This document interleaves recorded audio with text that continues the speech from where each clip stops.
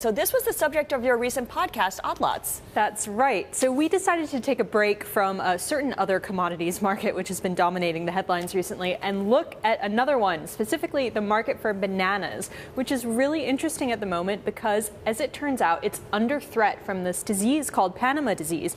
What's even more interesting is that it was once under threat from the very, very same disease. The problem with bananas, if you listen to the podcast, is that we have a single breed that dominates something like 95% of the world's crops. So what I found really fascinating when we had this discussion is we have dozens and dozens of different apples, but we only have one banana, and furthermore, it's very boring plain banana in the grand scheme of things.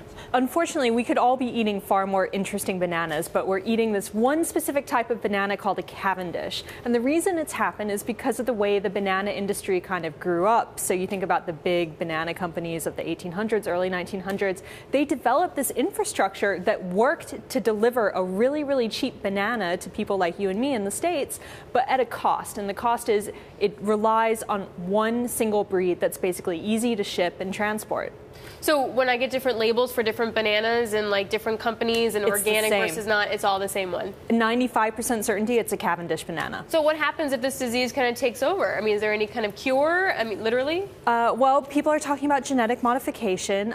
There's some other sort of solutions in the works, but it's a really, really big deal because, again, 95% of the world's banana crops are this one type of banana, and a lot of people rely on bananas not just for their livelihood but also for their food sources, so another source of food scarcity. And it's not like we could grow our bananas in different countries and different climates and be rid of this disease. No, this Panama disease is really, really bad at spreading. It gets attached to people's shoes. You know, a single piece of soil can kind of ruin a whole country's banana crop. What does it do?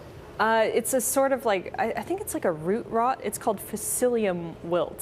So it basically just another famous Alex on-air technical question. Thank you, Describe Alex. the way this disease affects the banana crop. You'll ask me to do banana bond. One thing that was interesting is, you talked about this infrastructure that's been designed for this one banana, and it's intuitive when you think how easily bananas bruise, how you can't refrigerate them, and so forth. Think about it. You go into the supermarket and you're getting a tropical fruit that's coming from far away, and it's the cheapest one in the market. It's cheaper than apples, grown in Washington, D.C. There's not Washington, D.C., Washington State. There's a reason for that, and the reason is this big infrastructure built around a single banana. But the price of that single banana, the cheap, single, boring banana, is fragility and, the danger of this Panama disease.